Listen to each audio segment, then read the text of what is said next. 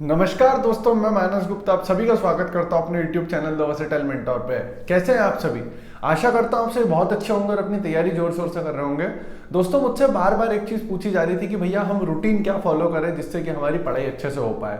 तो पहली बात तो ये जो वीडियो है ये उन एस्पिरेंट्स के लिए जो फुल टाइम प्रिपरेशन कर रहे हैं। अगर आप एक वर्किंग एस्पिरेंट है तो उसके लिए अलग से एक वीडियो 2-3 दिन में आ जाएगी जिसमें कि आपको रूटीन के बारे में बताऊंगा, क्योंकि मैं खुद भी एक वर्किंग एस्पिरेंट था और मैंने वर्किंग के साथ में कैसे एग्जाम को मैनेज किया, अपने टारगेट्स कैसे पूरे किए वो आपको बताऊंगा।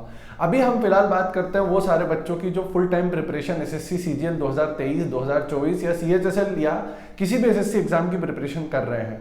सबसे पहली चीज दोस्तों, आपको ये चीज समझना होगी कि आप जब अगले दिन की तैयारी करते हैं तो उससे एक रात पहले आपके पास सारे के सारे टारगेट्स जो हैं जो आपको नेक्स्ट डे कंप्लीट करना है वो एक डायरी में नोटेड होना चाहिए।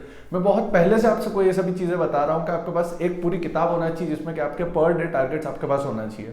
तो सबसे पहला काम आप जो करेंगे वो यही करेंगे कि कल अगर मान लो आपको कोई कल अगर आपको मान लो कोई सीजीएल का कुछ पढ़ना है, जीके का कुछ पढ़ना है, मैथ्स का कुछ पढ़ना है, इंग्लिश का, तो एक दिन पहले एक रात पहले मतलब आपके पास एक बुक होना चाहिए जिसमें कि वो सारी चीजें लिखा होना चाहिए।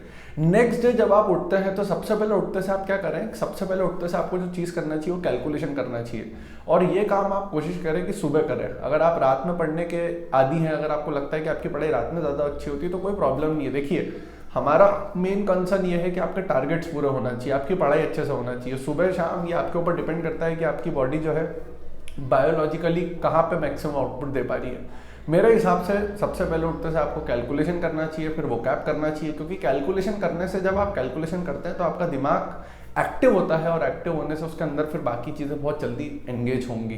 जैसे आप कैलकुलेशन करने के बाद वोकैब करें, फिर वोकैब करने के बाद में आपने जो मैथ्स के टारगेट्स बनाया उसको छोटे छोटे स्लॉट्स में बांट लें। जैसे मैथ्स में आपने 200 क्वेश्चन का आज टारगेट बनाया है, तो अगर आप एक साथ 200 क्वेश्चन करने बैठेंगे तो आपसे नहीं बनेंगे। तो आप एक शेड्यूल ऐसा सेट करें कि भैया मैं अभी पहले 50 क्वेश्चन कर लेता हूँ, फिर मैं कोई दूसरा सब्जेक्ट पढ़ूंगा, फिर 2-3 घंटे बाद मैं फिर 50 क्वेश्चन करूंगा, फिर 2-3 घंटे बाद फिर 50 क्वेश्चन। इस तरीके से ब्रेक करके करें।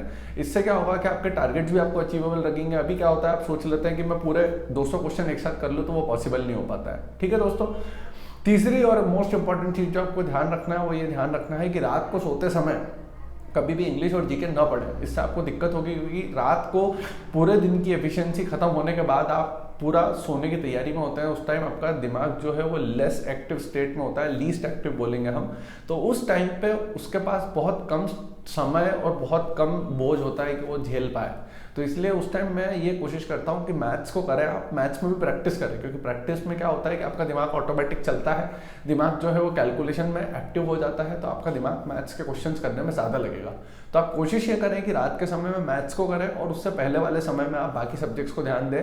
इंग्लिश और जीके का बहुत बड़ा रोल हो चुका है अभी, तो उसको बिल्कुल भी इग्नोर ना करें और इंग्लिश और जीके में विशेषकर ध्यान दें। ठीक है, शेड्यूल की बात करूं तो मैंने आपको बता दिया कि उठते से पहले कैलकुलेशन वोकैब कर लें, फिर सब्जेक्ट वाइज में मैथ्स उठा लें, तो मैथ्स का थोड़ा सा ब्रेकअप अभी कंप्लीट करें, फिर थोड़ा सा इंग्लिश पढ़ें। इंग्लिश में जैसे वोकैब आपने कर ही लिए तो उसके बाद में नीतू सिंह मैम की किताब या जो भी टारगेट्स आप फॉलो करते हैं, अगर मेरी टारगेट सीरीज फॉलो करेंगे तो आपको बहुत ईजीली समझ में आ जाएगा कि आपको क्या करना है।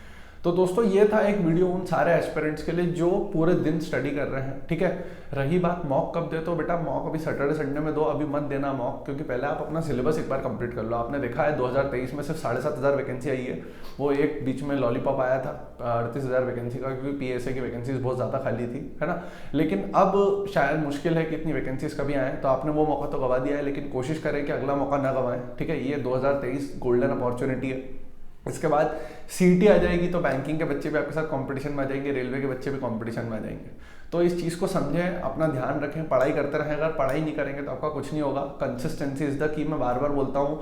मेरी टारगेट सीरीज में जिस बच्चे ने 25 दिन तक मेरे साथ अभी काम किया है, आप उससे जाके मिलें एक बार। मुझे बच्चे मिलते हैं पर्सनली, मैं इंदौर में रहता हूँ, भोरकों पे जाता हूँ, तो बहुत बच्चे मुझे पहचानते हैं, मुझे मिलते हैं, तो बताते हैं भैया हम आपकी टारगेट सीरीज फॉलो कर रहे हैं, और उससे बहुत हेल्प मिलती है। ठीक है, बाकी क्या है कि बाकी सब चीज़ें यूट्यूब पे चलती रहेंगी, आप देखते ही हैं, लेकिन आपको इन सब चीज़ों में नहीं उलझना है। अगर पढ़ाई अच्छे से नहीं करोगे तो कुछ नहीं होगा, सीधी सी बात है। ठीक है, तो अच्छे से पढ़ाई करें और प्रॉपर एक शेड्यूल तैयार करें। प्रॉपर शेड्यूल टारगेट बेस्ड होता है, कभी भी घंटों के हिसाब से पढ़ाई नहीं होती है दोस्तों। आप सोच रहे हो मैं 12 घंटे 13 घंटे पढ़ लूँ, ऐसा नहीं। अगर आपके टारगेट 3 घंटे में कंप्लीट हो रहे हैं तो आप फ्री हो, लेकिन अगर आपके टारगेट 20 घंटे में भी कंप्लीट नहीं हो रहे तो आप फ्री नहीं हो। तो मेरे हिसाब से हमेशा टारगेट बेस्ड स्टडी आपको करना चाहिए। रूटीन को भी इस हिसाब से फॉलो करें, पहले थोड़ा थोड़ा खाएं। जैसे कि मेरे टारगेट सीरीज में आपने देखा होगा, पहले के 5-7 दिन बहुत छोटा छोटा टारगेट था, फिर धीरे धीरे इंक्रीज करके आप बच्चे उस टारगेट को भी कंप्लीट करने लग गए हैं। हालांकि 80-90% कंप्लीट कर पा रहे हैं, कोई इशू नहीं है, लेकिन कंप्लीट कर पा रहे हैं, उनके अंदर कॉन्फिडेंस आ रहा है। तो आपके अंदर भी कॉन्फिडेंस तभी आएगा जब आप एक पूरी टारगेट सीरीज बना के और उसके ऊपर काम करेंगे, टारगेट्स पे काम करेंगे। देखिए मेन चीज़ होती है आपको अपनी वीकनेस समझ में आना। 3 अटेम्प्ट के बाद में आपको वीकनेस समझ में आ गई, लेकिन फिर भी अगर चौथे अटेम्प्ट में आप वही गलती कर रहे हैं तो आप मूर्ख हैं। मूर्ख का मतलब ये होता है कि जिसे पता होता है कि मुझसे ये गलती हो रही है, लेकिन फिर भी वो उस गलती पे काम न करें। तो दोस्तों आपको किसी भी हालत में अपनी गलती पे काम करना होगा, अपना ध्यान रखना होगा, पढ़ाई करनी होगी। 3 महीने बहुत ज़्यादा इंपॉर्टेंट है आपके लिए, है ना। बहुत सारे एग्जाम्स लाइंड अप है, अभी चुनाव आने वाला है, तो 6 महीने और बहुत सारी वैकेंसीज आने वाली है। सीआरपीएफ कांस्टेबल की देखिए आपने, अभी रेलवे की बहुत सारी भर्ती आने वाली है। तो अच्छे से पढ़ाई करें, अपना ध्यान रखें और चैनल से जरूर जुड़े रहें। लाइक शेयर सब्सक्राइब कर दें। जितने भी दोस्त हैं जो रूटीन के लिए परेशान हैं उनको ये वीडियो भेजें, तो वो उनको समझ में आएगा कि उन्हें करना क्या है। ठीक है, एक्चुअल में इस वीडियो में कोई रूटीन मैं आपको पूरा बना के नहीं दे रहा हूँ, जो बाकी लोग बना के देते हैं वो कोई नहीं कर सकता, क्योंकि आप अपने आप को बेहतर, आपसे बेहतर कोई नहीं जानता। ठीक है, यूट्यूब पे बहुत सारे टीचर है जो बता देते हैं कि सुबह 8 बजे उठ के ये करो ये करो। ऐसा नहीं होता भाई, आप अपनी बॉडी के हिसाब से मैनेज करो, टारगेट सेट करो और फिर नेक्स्ट डे ये देखो कि मुझे इन टारगेट्स को कब कब कैसे कैसे कंप्लीट करना है। ऑटोमेटिक आपका टाइम टेबल सेट होते जाएगा। बचपन में इतने टाइम टेबल के पेज हमने बिगाड़े हैं, सुबह 6 बजे आई विल गेट अप, 7 बजे ब्रश, आपको सबको पता है नहीं फॉलो होता है। तो इसलिए टारगेट बनाओ और उन टारगेट के हिसाब से अपने टाइम शेड्यूल को उसमें डालो। ठीक है, अलग से टाइम शेड्यूल बना के अपने आपको टाइम शेड्यूल में मत डालो, वरना दिक्कत आएंगी। तो ये थी एक स्ट्रैटेजी कंप्लीट उन सारे एस्पिरेंट्स के लिए जो फुल टाइम एसएससी की प्रिपरेशन कर रहे हैं। वर्किंग एस्पिरेंट्स के लिए जल्दी एक स्ट्रैटेजी लेके मैं आऊँगा। बाकी अपना ध्यान रखें, पढ़ाई करते रहें और चैनल जुड़ रहे हैं। थैंक यू सो मच दोस्तों, बाय।